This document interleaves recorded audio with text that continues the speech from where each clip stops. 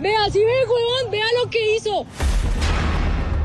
Estas escenas cada vez son más recurrentes en Colombia. Destrozó la vida de mi familia, los sueños de mi hija, y los sueños de un ciclista profesional. El auge del ciclismo como deporte hace que cada día más colombianos salgan a las vías a entrenar. Y ella decía, si me he de morir, me estoy muriendo haciendo lo que más me gusta.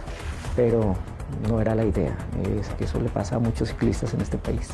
Lamentablemente, muchos conductores no respetan a los ciclistas.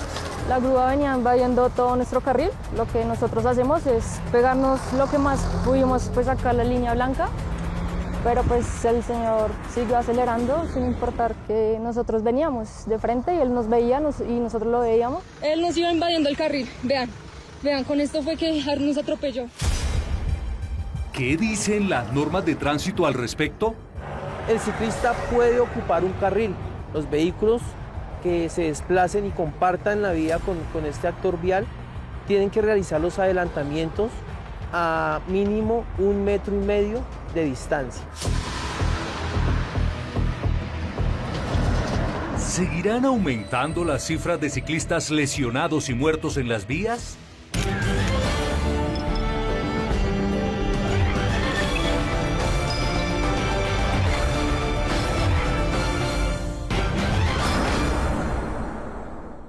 Buenas noches.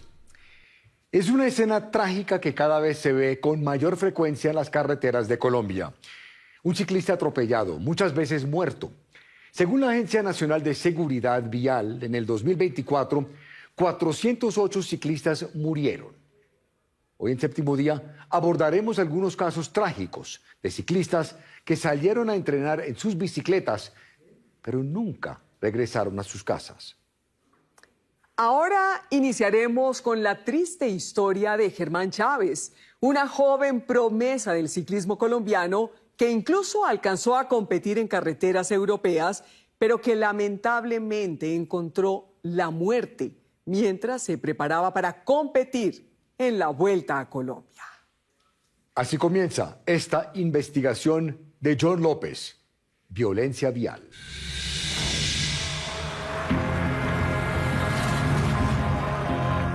Las carreteras de Cundinamarca han visto formarse a grandes ciclistas colombianos. Uno de ellos es Germán Chávez, un hombre soñador que comenzó a deleitar a los aficionados a sus 12 años de edad.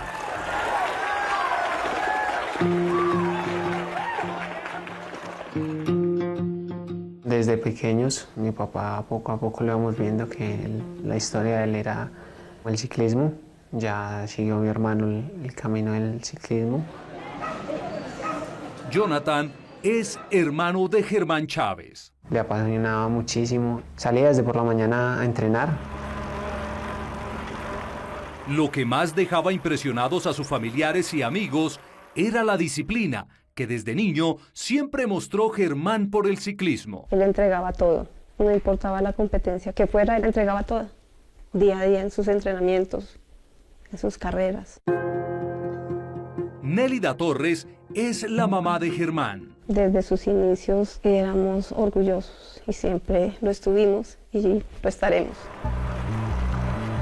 En el año 2017, Germán comenzó su camino de éxito ganando una etapa de la Vuelta de la Juventud, para luego en el 2023 coronarse campeón de la clásica de Fusagasugá. Gracias a Dios se nos dio la escapada, hicimos las cosas bien y acá al final se nos dio la victoria.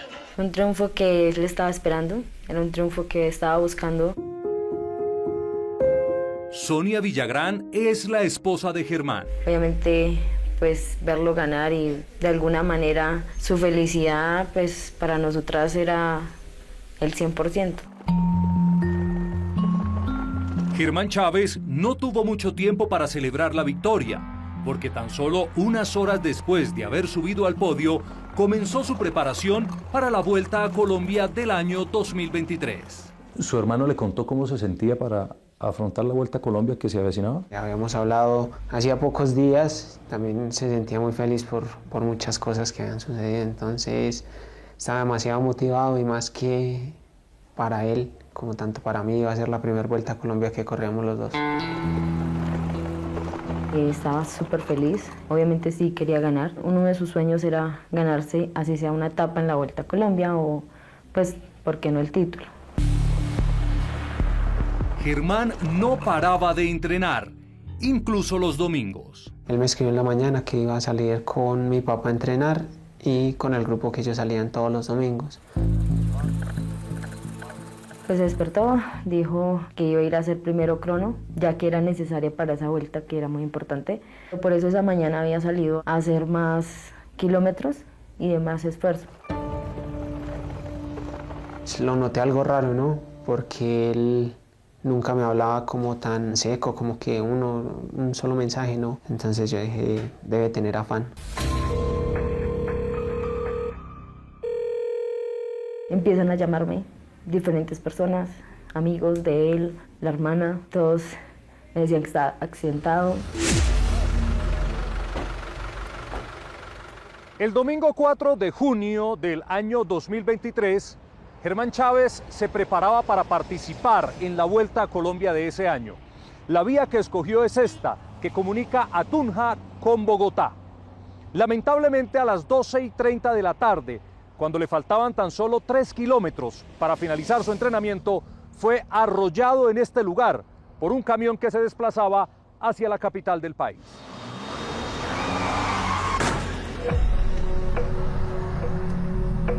Fue demasiadamente duro porque pues, lo primero que yo hice fue llamarlo. Siempre me devolvía la llamada o me contestaba inmediatamente. Yo esperaba que me contestara pues, mientras iba llegando al lugar. Yo no sabía la magnitud del accidente. Yo me subí al carro y le dije a esas personas, cuéntenme qué pasó, ¿ustedes saben? Se quedaron mirándome, yo los vi con los ojos llenos de lágrimas. Yo les dije, ¿qué pasó? Díganme la verdad. ¿Y qué pasó con mi hijo? A él lo mataron.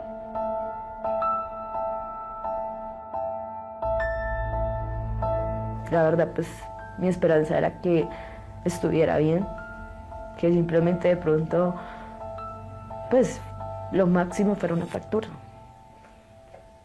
No llegar a encontrarlo sin vida.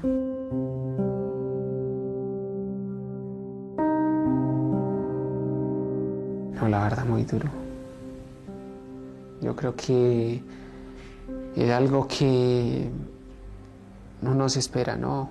No quisiera que esa persona se levantara a hablarle a uno. Es una impresión muy fuerte llegar uno y ver a esa persona que tanto quieres ahí sin que se mueva y sentirlo totalmente frío sin saber que va a volver a escucharlo es difícil asimilarlo. Pues obviamente muy impresionante verlo ahí y saber que no me respondía. Que por más que le suplicara, no tenía ninguna respuesta. Pero la tragedia de la familia Chávez era aún mayor. Ese día, Germán se encontraba entrenando con su papá, con quien comparten el mismo nombre.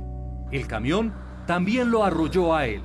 Llegaron con la ambulancia, lo sacaron, le toqué la cara, ya se fue mi flaco y mi papi también, le dije, hija, su papi no aguanta, está muy mal, el médico no me dio esperanzas de nada. Como a la 1:30 ya nos dijeron que lo había fallecido. Lamentablemente, Germán murió preparándose para alcanzar un sueño. Las graves lesiones que le causó el camión al momento de arrollarlo hicieron que perdiera la vida en el lugar de los hechos. ¿Cuál era el sueño de Germán? ¿Él con qué soñaba? Ganarse una Vuelta a Colombia, ese era su sueño.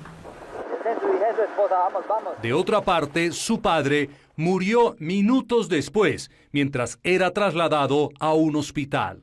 Las múltiples fracturas que sufrió y los minutos que estuvo atrapado bajo el camión imposibilitaron que los médicos salvaran su vida. ¿Qué ocurrió esa fatídica tarde del 4 de junio de 2023? Siendo aproximadamente las 12:30 del mediodía, somos informados vía telefónica de un siniestro vial. El subintendente Omar González fue el primer uniformado en llegar al sitio. Inicialmente uno puede observar que hay una pérdida de control del vehículo. Se sale de la vía, impacta y se lleva por delante los dos ciclistas. El camión se desplazaba hacia la ciudad de Bogotá en el mismo sentido que lo hacían Germán Chávez y su padre. De un momento a otro, el vehículo comenzó a acercarse peligrosamente a los ciclistas, cuando finalmente los impactó por la parte de atrás, dejando tirado a Germán Chávez a un lado de la vía y arrastrando varios metros a su papá.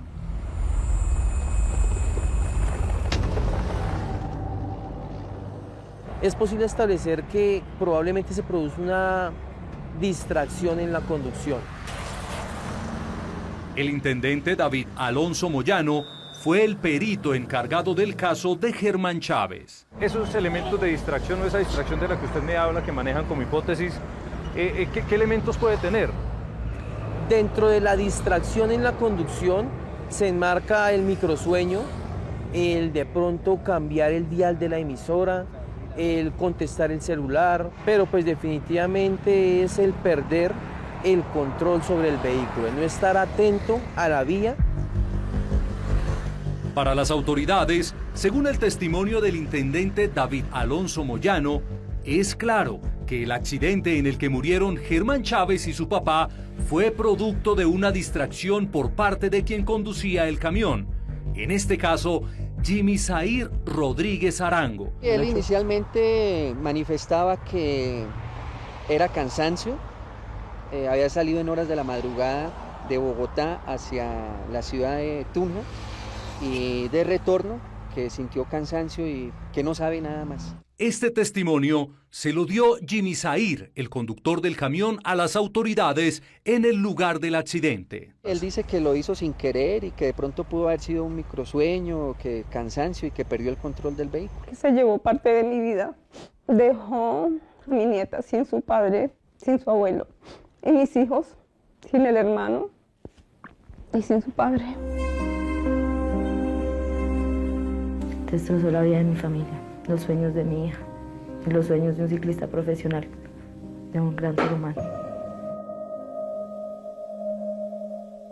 Estamos esperando aún la explicación verdadera de qué fue lo que sucedió, porque en audiencia tras audiencia no hemos sabido nada. Sobre el conductor no sé nada de él. El señor Jimmy Zair, que fue el conductor, no se ha presentado a la primera audiencia y la juez lo está juzgando como persona ausente. Juan Pablo Varela es el abogado de la familia Sánchez y es quien lleva el caso de la muerte de Germán y su padre. Él nunca le ha puesto la cara a los familiares ni a nadie. Como la familia de Germán asegura no haber tenido contacto con Jimmy Zair Rodríguez, el conductor del camión, y su abogado afirma que tampoco se ha presentado a las respectivas audiencias, decidimos buscarlo. Hágame un favor, Jimmy. Lo encontramos en el occidente de Bogotá. Al regreso espere. Mucho gusto, John López, periodista de Séptimo Día. ¿Cómo me le ha ido? ¿Usted se siente responsable, Jimmy, por la muerte de esas dos personas, de Germán Chávez y de su papá? Al regreso les presentaremos un caso que consternó al país a comienzos de este año, el de la abogada Karen Daniela Bermúdez.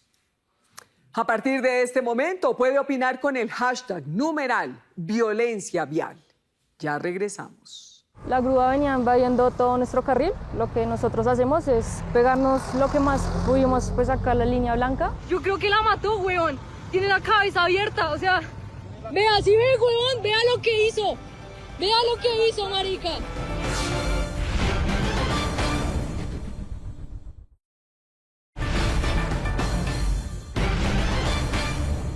En Colombia, El ciclismo es uno de los deportes que más crecimiento y aceptación ha tenido en los últimos años.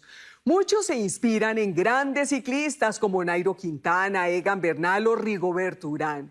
Sus triunfos han hecho que cada vez sean más los deportistas que busquen en las carreteras del país su lugar de entrenamiento.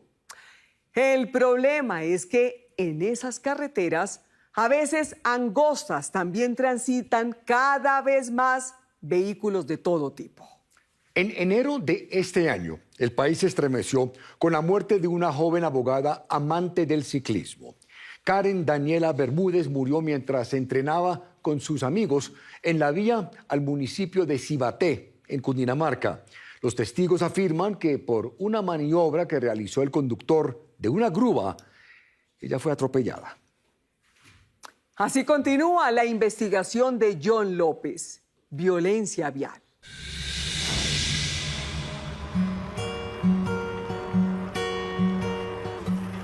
Ella es Karen Daniela Bermúdez Caro, una joven abogada de 29 años apasionada por el ciclismo. Pues viene de familia de ciclistas, su abuelo corrió la Vuelta a Colombia. Mary Yolanda Caro es la mamá de Karen Daniela. Le pidió al papá que le ayudara a comprar una bici. Inicialmente pensamos que era como algo pasajero, pero después ya se apasionó y siguió practicando ciclismo.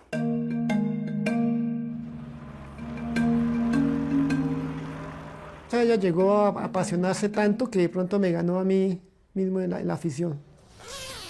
Hernán Alonso Bermúdez es el papá de Daniela. Asegura que lo que más le apasionaba a su hija eran las competencias. Ella con un número se transformaba. Ella era una persona sumamente competitiva cuando ya tenía el número.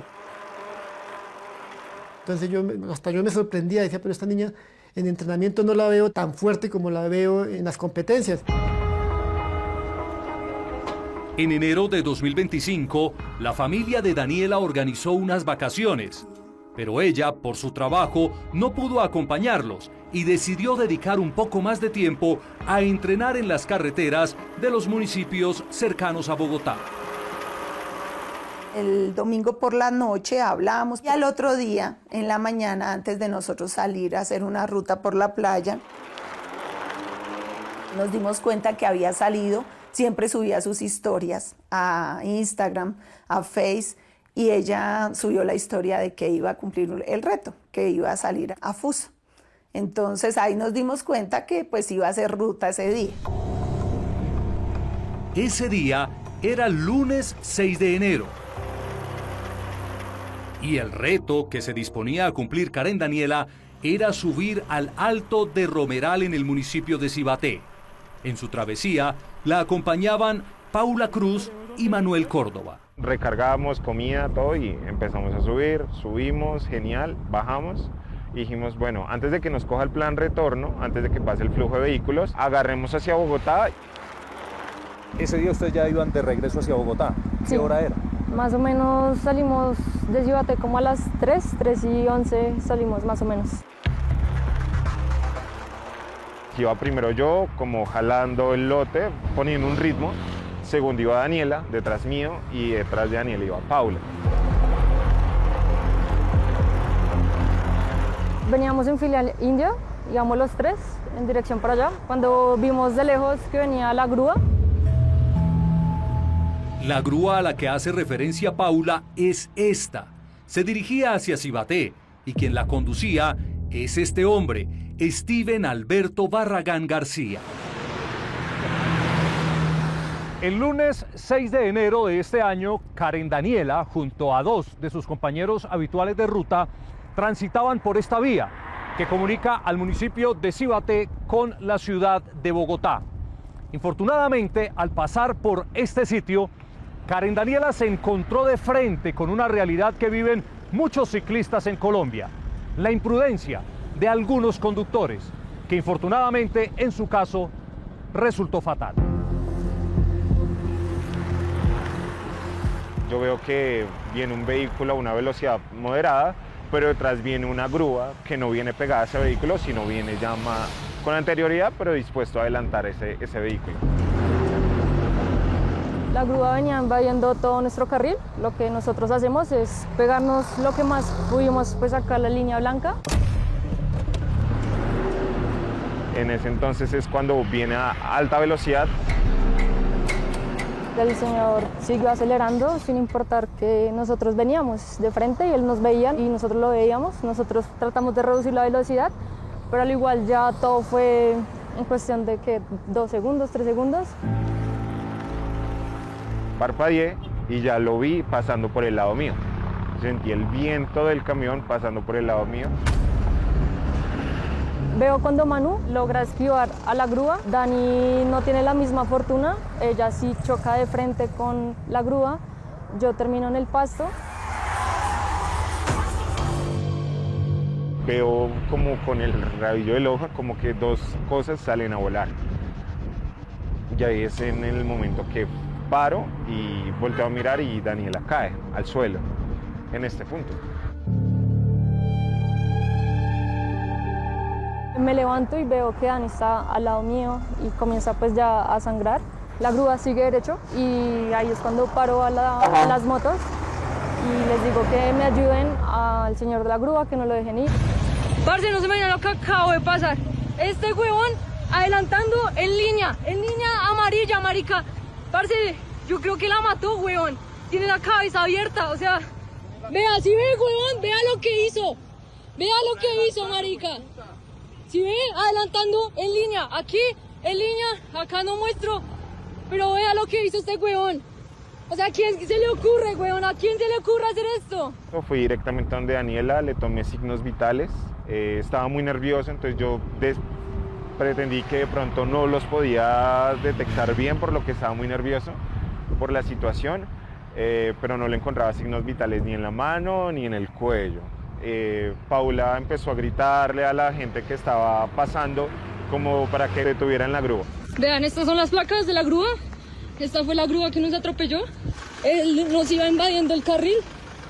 Estas son las placas. Él nos iba invadiendo el carril. Vean, con esto fue que nos atropelló. Apenas se bajó de la grúa y fui a confrontarlo, fue lo primero que dijo, que era culpa de ustedes. Él fue, venga papi, muestre la cara por si usted se le da por volar. Ay, ahí está la grúa que me va a volar. Él fue el que invadió el carril, en línea doble, acá línea que no se puede adelantar. Él fue acá. Ahí que quede grabado. Papi, de la cara, tranquilo. Ahí está la grúa. Mientras todo esto pasaba, Paula y Manuel mantenían la esperanza de que su compañera de ruta siguiera con vida. Lamentablemente, el golpe contra la grúa fue tan fuerte que su cuerpo no soportó la rudeza del impacto. A los 15 a 20 minutos llegó la ambulancia y pues la médica de la ambulancia dijo que la muerte había sido inmediata, instantánea. Pues llamé a la mamá y efectivamente me contestó inmediatamente y pues me preguntó qué había pasado, que cómo íbamos. Y le dije que habíamos tenido un accidente y me preguntó que si estábamos bien y pues ahí le tocó pues decir de alguna manera no tan directa, pero pues ya era como muy obvio decirle que Daniela había fallecido en un accidente de tránsito.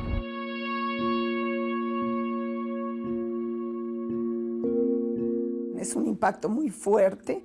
Yo le grité a mi esposo que estaba cerca ahí en la playa y le dije, Fer, y rápido le pasé el celular y le dije, Daniela tuvo un accidente.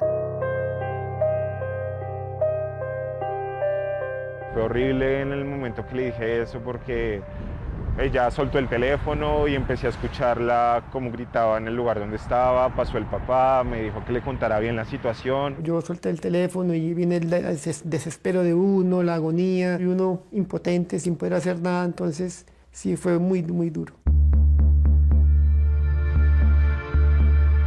Infortunadamente, Karen Daniela murió en medio de un pulso ilógico e irracional. Su cuerpo, protegido tan solo por un casco y unos guantes, se enfrentó a la rigidez del acero de una grúa que la golpeó brutalmente, según sus compañeros de ruta, a una alta velocidad. Nosotros somos muy pequeños, somos muy vulnerables, pero no significa que no seamos importantes en la vida. Ustedes no se imaginan pues el miedo que uno siente cuando pasan muy cerca, cuando no nos respetan, ¿saben? Nosotros también ocupamos un espacio importante en la vida y si no lo respetan como si nosotros fuéramos otro carro, pasan este tipo de cosas. Ay, ahí está la grúa que me va a volar. Según lo aseguran la familia y los amigos de Karen, la culpabilidad de este hombre, Steven Alberto Barragán García, conductor de la grúa, es más que evidente. Lo que hizo fue un acto totalmente irresponsable, la vía tiene línea continua, es prohibido adelantar, él sabía lo que estaba haciendo, sabía el espacio tan reducido, el vehículo de la magnitud que llevaba, la velocidad que llevaba y pues él claramente nos vio porque estamos a las 3 de la tarde donde había plena luz. Es una maniobra totalmente abusiva, es que uno puede decir que es como un atentado contra la vida de ellos. Una maniobra de homicida que hizo el conductor. O sea, él cometió una imprudencia y acabó con la vida de nuestra hija. Fue totalmente la responsabilidad del señor, porque como ven, la vía acá, tú alcanzas a ver quién viene adelante, ¿sabes? Es una línea continua, al cual no puedes adelantar. Algunas personas que estaban en la vía manifiestan esa situación. Para corroborar los señalamientos de la familia y los amigos de Karen Daniela, hablamos con Diego Alejandro Almanza, secretario de Gobierno de Cibaté. Vemos, sobre todo en este tramo, que es una línea continua. ¿Se puede o no se puede adelantar vehículos en esta vía? No, no se puede adelantar. Cuando está en línea continua no se puede adelantar. Claramente, John, lo hace totalmente responsable de la muerte de Daniela. Ricardo Burgos es el abogado que representa a la familia Bermúdez. Si hubiese respetado las normas de tránsito, si no hubiese adelantado, no fuera exceso de velocidad, no hubiese ocurrido el accidente. Solo respetando las señales de tránsito, este lamentable hecho no hubiera resultado con la muerte de Daniela Bermúdez. Por eso en la Fiscalía General de la Nación, según lo afirma el abogado, ya cursa un proceso penal en contra de Steven Alberto Barragán García, conductor de la grúa. Homicidio culposo agravado en accidente de tránsito. El agravante es que según los testigos, las personas que iban con Daniela ese lamentable día, manifiestan que el conductor sí intentó huir del lugar de los hechos. Eso es un agravante que la ley penal ha establecido por dejar el sitio sin atender a la víctima o prestarle los primeros auxilios. Por esta razón, el abogado de las víctimas asegura que Steven Alberto García podría ir a prisión como responsable de la muerte de Karen Daniela. Estamos hablando de una pena de entre 12 a 25 años de prisión si logramos que la Fiscalía tenga en cuenta el agravante. Buscamos a Steven Alberto Barragán García en Fusagasugá, donde tiene registrado su lugar de residencia. Buenas, ¿qué más? ¿Cómo están? Mucho gusto, John López, yo soy periodista de Caracol Televisión. ¿Cómo le ha ido? Bien. Quisimos ubicarlo con uno de los propietarios de la grúa que conducía, pero la respuesta fue esta. Él me dijo que a mí me estaba buscando un periodista, pero yo no voy a dar la cara. De momento, la familia de Karen Daniela solo espera que la justicia actúe y de esa forma tener al menos un poco de alivio por la muerte de quien siempre lo entregó todo sobre su bicicleta. Y que la justicia haga lo que tiene que hacer. Ya no nos van a devolver a nuestra hija, pero que esto sea como un llamado y como un grito a los conductores para que tomen conciencia, para que sean un poquito más tolerantes.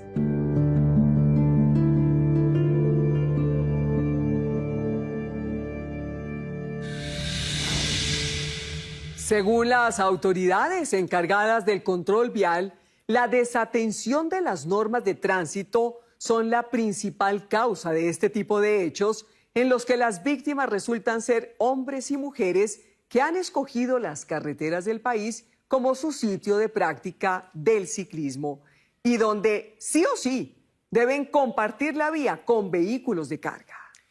Al regreso en Séptimo Día ustedes conocerán el caso de Jacqueline Gaitán, una mujer que encontró la muerte mientras practicaba el deporte que la apasionaba, el ciclismo.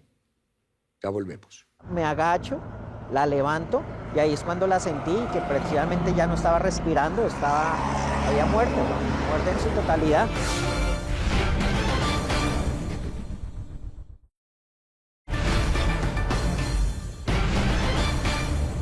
Jacqueline Gaitán es una ciclista de 52 años que se convirtió en una de las más recientes víctimas de un accidente en una vía del país.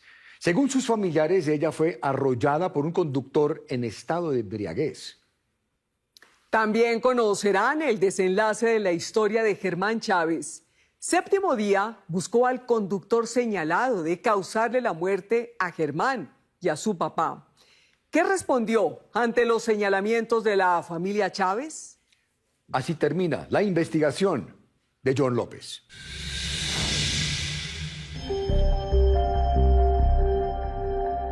Estas impactantes imágenes corresponden a uno de los casos más recientes de la llamada violencia vial. Ocurrió el domingo 2 de febrero de 2025 en la variante Madrid-Mosquera, a las afueras de Bogotá. La víctima, Jacqueline Gaitán, una mujer de 52 años, amante del ciclismo. ¡Ahí miren dónde estoy! Cumplimos 30 años de casados. William Gómez es el esposo de Jacqueline. Visionaria, entusiasta, alegre, comprometida, le gustaba la aventura. Precisamente ese espíritu aventurero llevó a Jacqueline a buscar adrenalina en el ciclismo. Pues empezó con un pequeño grupo que se llamaba Los Veloces. Es un grupo que lleva muchos años aquí en Madrid. Infortunadamente, su pasión por el ciclismo terminó citándola con la muerte a unos pocos pasos de su casa. Ese domingo me tocaba trabajar, yo me levanté, ella se estaba arreglando para su rutina de irse a las 5 de la mañana a irse a montar bicicleta. Se despertó, yo como que le hago un café, un tinto, se toma el tinto conmigo y se va. Y yo pues me quedo en la ventana y yo como que miraba que saliera, porque en este caso salía por la variante. William se despidió de su esposa y la acompañó con la mirada desde la ventana de su apartamento hasta que ella montara su bicicleta e iniciara su recorrido. Yo me asomo en la ventana, la veo salir hacia la variante, veo que se monta en la bicicleta, cuando de un momento hay una luz que me refleja como la ventana de la habitación y digo, ¿qué pasó? Observo que hay un accidente. Veo el carro, pero no veo a Jacqueline. Me quedo mirando la vía a ver si había avanzado, no la veo por ningún lado, cuando salta alguien ahí a la zanja y empieza a darle como a resucitar a una persona ahí. Sentí esa energía que era ella, salgo corriendo, me visto y salgo de una para el sitio. Volteo a mirarla y es cuando la veo allá en el fondo, en la zanja. El uniforme lo reconocí inmediatamente. Eso ya un uniforme de muchos colores y ahí fue donde acudí a ver qué había pasado. El domingo 2 de febrero del 2025 a las 6 de la mañana, Jacqueline se disponía a iniciar con su entrenamiento hacia el municipio de Mosquera, por esta, que es la variante Madrid. Tan solo había alcanzado a dar sus primeros pedalazos cuando fue embestida por un vehículo que se desplazaba por esta vía a alta velocidad y terminó arrastrándola hasta este sitio, donde finalmente perdió la vida.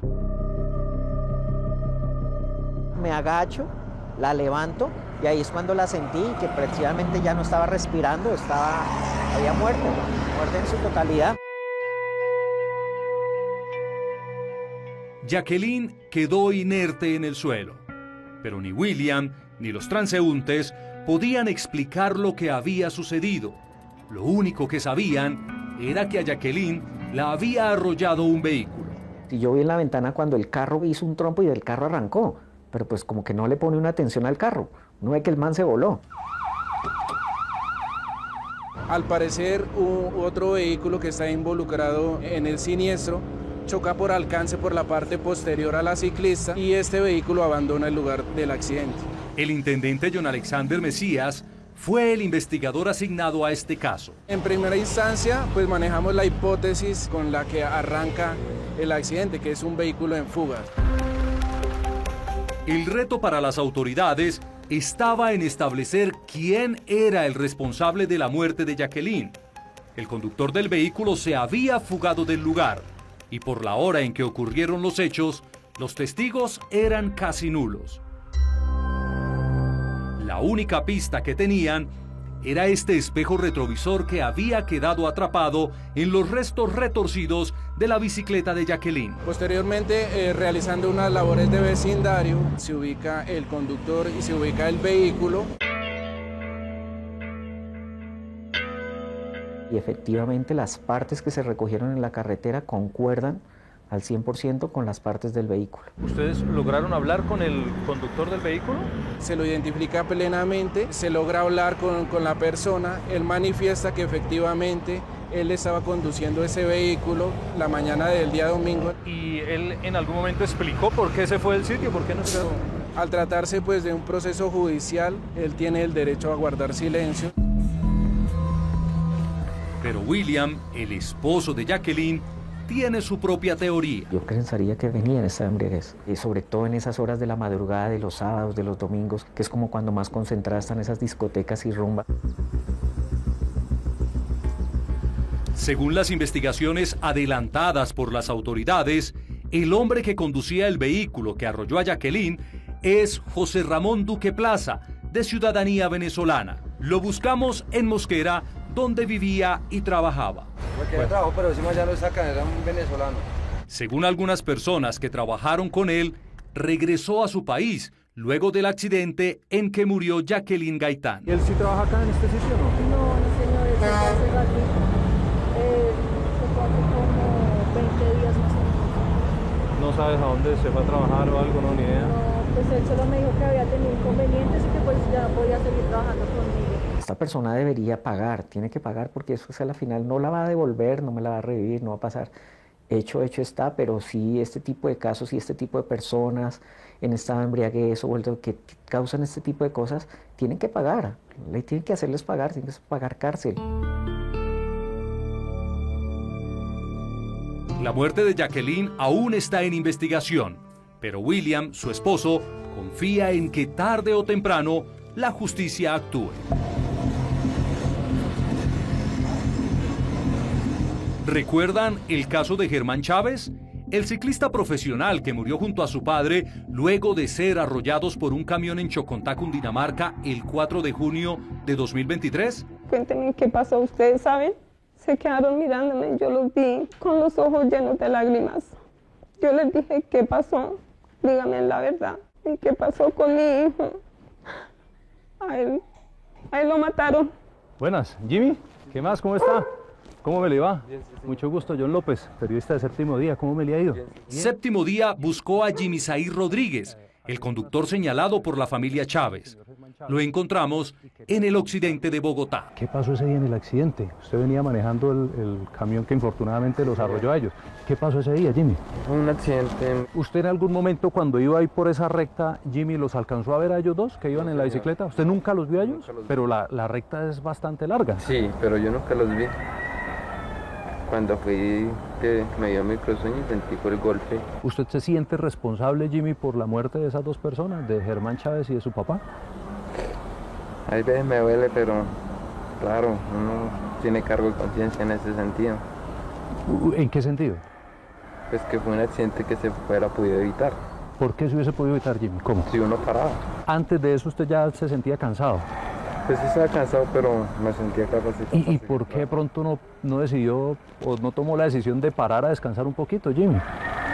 Pues no sé, para el trabajo, pero cumplir también. ¿Se arrepiente usted, Jimmy, de no haber parado a descansar tal vez ese día, cuando se sintió en algún momento cansado? Sí, claro, me arrepiento porque son 2 días que no se van a poder recuperar. ¿Usted está convencido que sí o sí ese accidente se pudo haber evitado? Sí, claro. Ese accidente se hubiera podido evitar donde yo fuera parado a descansar. ¿Qué pasa si la justicia al final lo encuentra usted como culpable por homicidio culposo en este caso? Pues ahí son cuestiones ya de justicia y de medios. ¿Usted va a responder igual? Sí, claro. ¿En este caso esa persona entonces podría terminar en la cárcel? Podría, siempre y cuando el abogado de él no presente o no solicite la suspensión condicional de la pena, porque por el tipo de delito, pues es, digamos que no hay cárcel intramural. Infortunadamente, la cifra de ciclistas muertos en las diferentes carreteras del país sigue en aumento. En el 2024 fueron alrededor de 500 los ciclistas que perdieron la vida en las vías del país. Y tan solo en lo que va corrido de este año 2025 ya son más de 30 los ciclistas muertos. Según los mismos deportistas lo manifiestan, esto a causa de la llamada violencia vial por la imprudencia de los conductores en las vías.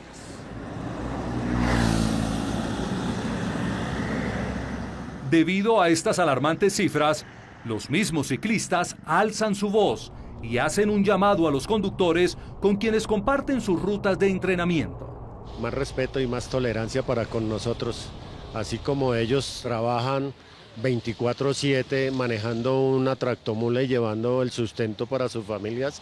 Igual también nosotros trabajamos en esto para conseguir un sustento, para darle un mejor bienestar a las familias. Respetemos al ciclista. Recuerde que nosotros no tenemos chasis, nosotros no tenemos nada que cubrirnos, o sea, es nuestro cuerpo nuestro único chasis. Estamos arriesgando la vida, entonces tenemos miedo, temor.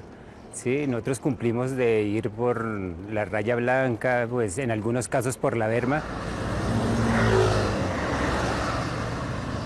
De igual manera, las normas en Colombia protegen al ciclista y les da derechos que muchos conductores desconocen. El ciclista puede ocupar un carril y cuando anden en grupo tienen que hacerlo uno detrás del otro. Los vehículos que se desplacen y compartan la vía con este actor vial tienen que realizar los adelantamientos a mínimo 1,5 metros de distancia. Lamentablemente, estas normas, según los mismos ciclistas, no son respetadas en las carreteras del país. Normas que de cumplirse a cabalidad hubiesen salvado las vidas de Germán Chávez y su papá, de Karen Daniela Bermúdez y de Jacqueline Gaitán. El conductor nunca se va a poner en los zapatos de un ciclista. Entonces realmente no tiene la sensación y la fuerza que puede tener de impacto un carro a alta velocidad como un camión, una mula al lado de un ciclista. El susto que causa el perder el equilibrio, los movimientos que genera. Si ellos vivieran y vivieran eso un segundo, una sola vez que lo vivieran, entenderían porque hay que tener un poquito más de respeto contra ellos. Yo no entiendo un conductor cómo es capaz de lanzársele a un ciclista sin sentir un poquito de remordimiento, de decir, espere un momento, de pronto lo mato, de pronto lo dejo lesionado de por vida.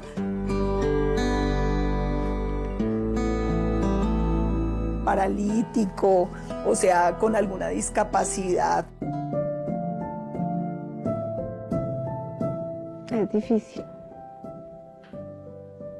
Es difícil, pero pues igual. Lo único que nos queda es vivir con los recuerdos.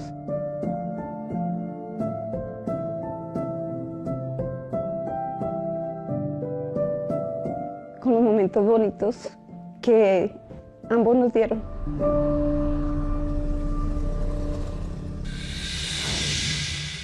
De acuerdo con la ley 1811 del 2016, los ciclistas, al igual que cualquier vehículo, pueden usar un carril completo en todas las vías del país. Además, los vehículos que quieran adelantar deberán hacerlo con una mínima distancia de 1 metro con 50 centímetros. Un ciclista en una carretera siempre estará en desventaja si se accidenta con un vehículo. Si eres un ciclista o un conductor, pues hagan todo lo posible para no ser el protagonista de otra tragedia. Ahora, un avance de lo que verán el próximo domingo, aquí en Séptimo Día. Alguien cogió el teléfono y apenas hacían... Y yo le decía a Andresito, por favor, dígame dónde está, llámeme, hijo. Nada. Noticias inesperadas. Cuando me llama mi hermano, me dijo, pailas, ya no hay nada que hacer. A él me lo asesinaron. Es muy fuerte. En Bogotá y Medellín, entre el año 2022 y 2023, se reportaron una serie de asesinatos aislados. levántese, levántese, y ya mi hermano ya estaba muerto. ¿Qué se sabía? Esta persona tenía 23 años de edad, este joven era estudiante universitario, era una persona delgada de estatura media. Todos ellos con algo en común. Lo encuentran a boca abajo, con sangre en la nariz, ya estaba moradito. O sea que ya llevaba días ahí muerto. Estaba de medio lado boca abajo, con la pantaloneta hacia abajo, desnudo. Ya los líquidos del cuerpo estaban saliendo, porque duró viernes, sábado y domingo. 3 días allá solito, solito, solito, como si hubiera sido una mala persona, un mal hijo. Él estaba desnudo, boca abajo, tenía las manos así súper empuñadas, pero fuertísimo, con su carita mirando al lado derecho. Varias muertes y un solo sospechoso. Él capta a sus víctimas mediante aplicación. Se hablaban por Telegram. Fue por Facebook. ¿Quién estaba detrás de estas muertes en contra de hombres universitarios de la comunidad LGTBIQ+? Encontrarlo sería todo un reto. Es como astuto, sabía a qué iba y borrar evidencias. David ya estaba muerto y él aparecía conectado en Instagram como David. Seguía utilizando las redes de David, una vez lo asesinó. Esta persona procuró no dejar ningún rastro, ninguna huella que condujera a su plena identificación.